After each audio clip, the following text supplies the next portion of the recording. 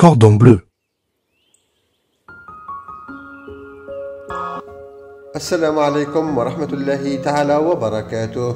اليوم جبت لكم طبق شهي جدا، ممكن تقدموه كمقبلة أو كطبق رئيسي. الطبق هو لو كوردون بلو. راح نشوفوا المكونات وطريقة التحضير مع بعض. أول شيء نحتاج إلى صدر دجاج ناعم جدا، مفروم ناعم فينمون اشي كما راكم تشاهدوا باش يساعدنا في العمل.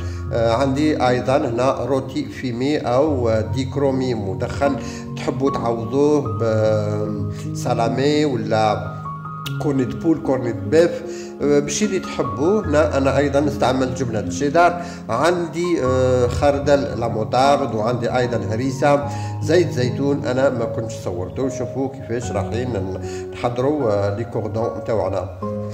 لازم نعملوه على لو بابي فيلم لانه باش يساعدنا في تشكيل حبات الكوردون بلو بهذه الطريقه.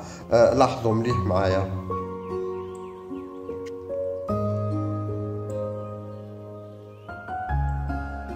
بعد ما بسطته بهذا الشكل انا كنت حضرت ملعقه من الهريسه، ملعقه من المطارد، وقليل من الزيت باش ندهن السطح بهذا الشكل.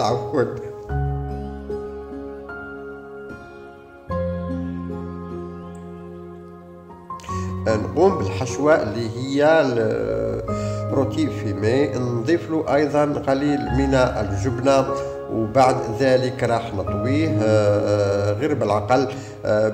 راح يساعدني لو بابي فيلم باش نشكل مستطيلات تكون حجمها متساوي. هنا لو بابي فيلم راح يسهل عليا العمليه، لانه لو راح نخدموه بيدينا هكذاك ما راحش ناخذ الشكل معناتها بهذه الطريقه. شوفوا كيفاش الشكل تاعو. بعد ما نكمل كل الحبات راح نحطهم في الثلاجة لمدة ساعتين أو 3 ساعات حتى يجمدوا مليح، باش نقدروا أيضا ندهنوهم مرة ثانية بالخلطة هذيك اللي حضرتها بالموطارد والهريسة وزيت الزيتون. وشوفوا العملية كيفاش، وراح نقلهم. لاحظوا مليح معايا.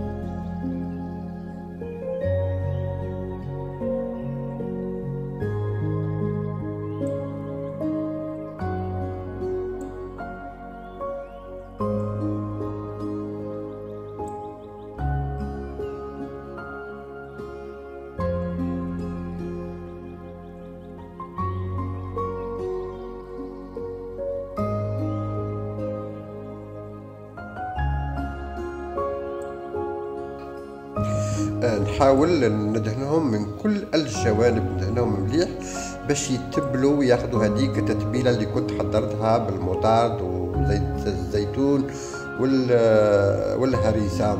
هنا بعد ما ندهنهم راح نحطهم اول شيء في الفرينه، في الطحين يعني، وبعدها نحطهم في البيض، وبعد ذلك في اخر شيء نحطهم في لا شابلير ونديهم مباشره للمقلاة.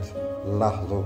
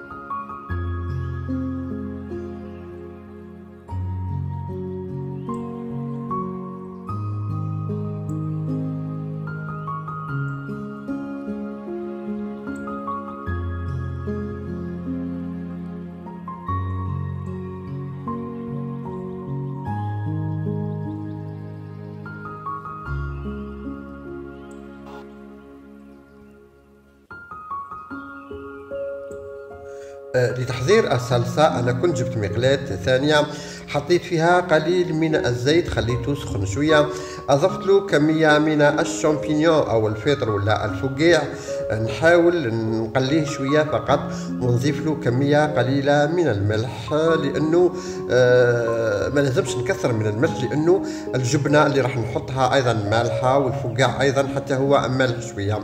هنا راح نضيف ملعقة صغيرة من الفلفل الأسود، وبعدها راح نحط ايضا لونيون سيشي او البصل المجفف. ممكن تستغنوا عليه اذا كان متوفر ديروا، اذا ما كانش متوفر ممكن تستغنوا عليه. نحاول نقليه شويه، وراح نضيف عليه ايضا مكون اخر اللي هو جوز الطيب او لنوا دو ميسكاد، فقط كميه قليله.